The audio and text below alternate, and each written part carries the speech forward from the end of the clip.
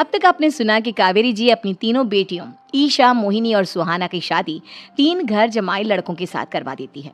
उन्हें लगता है कि ये लड़के शायद घर का कामकाज संभाल लेंगे, लेकिन उनके तीनों घर जमाई बहुत आलसी थे। वो नौकरी भी नहीं करते थे और बाहर का काम भी नहीं।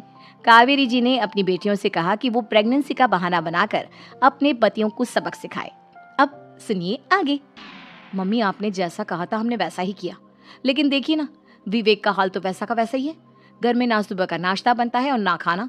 नौकरी पर जाने की बात करूं तो खाने को दौड़ते हैं मुझे।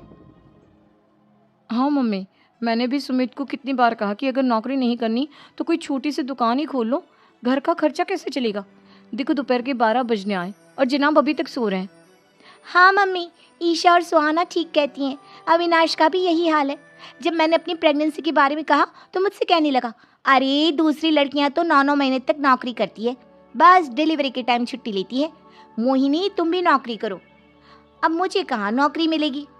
मम्मी बताओ, अब मैं क्या करूँ? हे भगवान, क्या सोचकर घर जमाई दामाद लाई थी मैं कि मेरी बेटियां मेरे पास रहेंगी और खुश रहेंगी, लेकिन इन आलसी दामादों ने तो हमारी जिंदगी को भी प्रॉब्लम में डाल दिया है। मैं तो कहती हूँ मम्मी, हम लोग वापस अपनी जॉब पर जाना शुरू कर देते हैं। बता देते हैं इन लोगों को कि हमने प्रेगनेंसी का बहाना किया है। नहीं नहीं बेटा, ऐसी गलती भी मत करना। अगर तुमने ऐसा किया तो इन तीनों की आदत और खराब हो जाएगी। अरे आज नहीं तो कल कभी तो तुम प्रेग्नेंट होगी, तब वापस यही प्रॉब्लम आएगी। तब क्या करोगी तुम तीनों?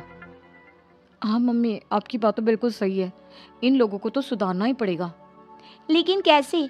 अपने बच्चों के आने की खबर सुनकर भी इन लोगों पर कोई असर नहीं हो रहा। पैसे कमाने के लिए घर से बाहर निकलना ही नहीं चाहते ये तीनों। अब मेरे दिमाग में एक प्लान आया है। तुम तीनों चिंता मत करो, उन तीनों को बुलाओ, फिर मैं बात करती हूँ।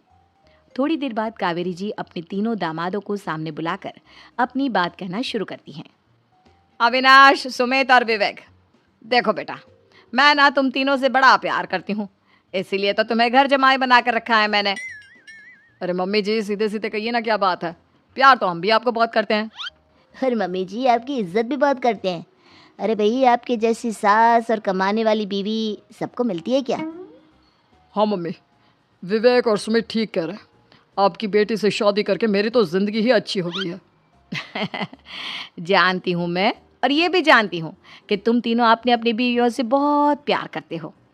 बेटा, बात ऐसी है कि हमारे कुल गुरु ने कहा है कि प्रेग्नेंट होने के बाद मेरी तीनों बेटियां शुरू के 4 महीने हमारे गांव में जाकर रहेगी, जहां मेरे चाचा जी रहते हैं।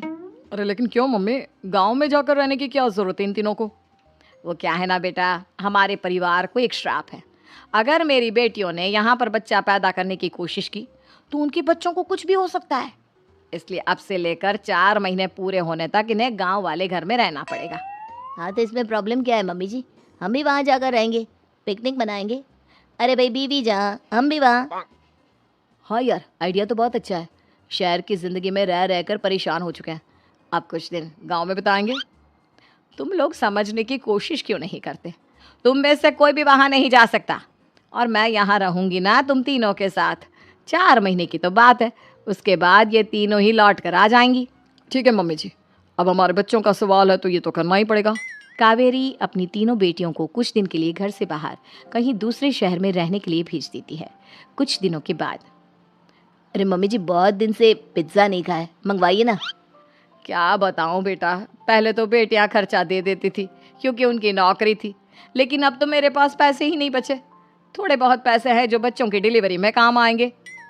लेकिन मम्मी जी, आपकी बेटियों को वापस आने में तो अभी बहुत वक्त बाकी है। वही सोच सोच कर परेशान हो रही हूँ। सोच रही हूँ कल से दूध भी बंद करवा देती हूँ। अब दूध वाले को देने के लिए पैसे भी तो नहीं है ना। अरे नहीं नहीं मम्मी जी, अगर दूध भी बंद करवा दोगी तो मुझे चाय कहाँ से मिलेगी? और चाय के बिना मैं तो मर ही जाऊंगा। क्या करूं बेटा, इसके अलावा हमारे पास कोई ऑप्शन नहीं है। मेरे पास पैसे ही नहीं बचे। इस तरह कावेरी जी धीरे धीरे अपने तीनों दामादों को पैसे देना बंद कर देती हैं और घर में खाने पीने की चीज़ें लाना भी बंद कर देती है। अब वो तीनों बुरी तरह से परेशान होने लगे थे, और इसलिए एक दिन तीनों प्लान करके घर से बाहर निकलते हैं। और बाजार में जाने के बाद, यार, अच्छा खाना खाए हुए कितने दिन हो गए, पता नहीं कब अच्छा खाना मिलेगा। हमारी बीवियों के जाने के बाद तो हमारी हालत भिखारियों जैसी हो गई है यार। कुछ भी हो, मुझे तो आज पिज्ज़ा खाना ही खाना है। जेब में 1 रुपया नहीं है और पिज्ज़ा खाएगा, कहाँ से आएंगे पैसे? अरे देख वहाँ सामने बोर्ड पर क्या लिखा हुआ है, कंप्यूटर पर काम करने के लिए एक आदमी की आवश्यकता है। भाई मैं तो जा रहा हूँ, काम करूँगा और शाम तक पैसे लाकर आराम से पिज्ज़ा खाऊंगा। जा जा, तुझे कोई काम नहीं देने वाला, हम तो घर जा रहे हैं। चल भाई सुमित। सुमित और अविनाश वहाँ से चले जाते हैं और विवेक उस कंप्यूटर शॉप पर सारा दिन काम करके 5,000 रुपये कमा कर घर लौट कर आता है और अपने खाने के लिए अच्छी अच्छी चीज़ें भी लेकर आता है। ये देखकर विवेक और सुमित के दिल में भी कुछ पैसे कमाने की इच्छा जागती है। अरे सुबह सुबह कहाँ चल दिए तुम? मम्मी जी एक बहुत अच्छी जगह मिली है, कंप्यूटर पर काम करने के 5,000 मिले थे कल मुझे। अगर रोज़ काम करूँगा तो पूरे 40,000 की तनख्वाह। अरे वाह, ये तो बहुत अच्छी बात है दामाद जी, आपको जाना ही चाहिए। सुमित और अविनाश विवेक को इस तरह तरक्की करते देखकर परेशान हो जाते हैं और वो दोनों भी काम की तलाश में निकल पड़ते हैं। धीरे धीरे उन दोनों को भी काम मिल जाता है। अब कावेरी के तीनों दामाद छोटी मोटी नौकरी करके अच्छा पैसा कमाने लगे थे। एक दिन कावेरी उन्हें अपने पास बुलाती है। अरे वाह, विवेक 40,000 कमा लेता है, अविनाश 60,000 और सुमित तुम भी 40,000 के आसपास कमा ही लेते हो। कुल मिलाकर तुम अच्छे खासे पैसे कमा रहे हो बेटा। हाँ मम्मी जी, बहुत मज़ा आता है जब महीने के एंड में मोटी रकम हाथ में आती है। पूछिए मत मम्मी जी, घर में रहकर रोटी बना बना कर और तो जैसा महसूस होने लगा था मुझे तो। हाँ बेटा, तुम तीनों की बात तो बिल्कुल ठीक है। और जानते हो, अब तुम तीनों की पत्नियां भी वापस लौट कर आने वाली है। लेकिन मम्मी जी अभी तो उन्हें गए सिर्फ 2 महीने हुए हैं, आपने तो कहा था वो 4 महीने के बाद लौट कर आएंगी। ऐसा कुछ नहीं है बेटा, मैं सिर्फ तुम तीनों को सबक सिखाना चाहती थी कि आदमी घर में बैठकर बीवी की कमाई खाता हुआ अच्छा नहीं लगता। इस दुनिया में हर इंसान को मेहनत करनी चाहिए, काम करना चाहिए, चाहे वो औरत हो या आदमी, ताकि अपने परिवार को संभाल सके। कावेरी की बात सुनकर उन तीनों को अपनी गलती का एहसास होता है और कावेरी उन्हें सच बता देती है कि ईशा, सुहाना और मोहिनी शहर में ही कहीं दूसरी जगह रह रहे थे।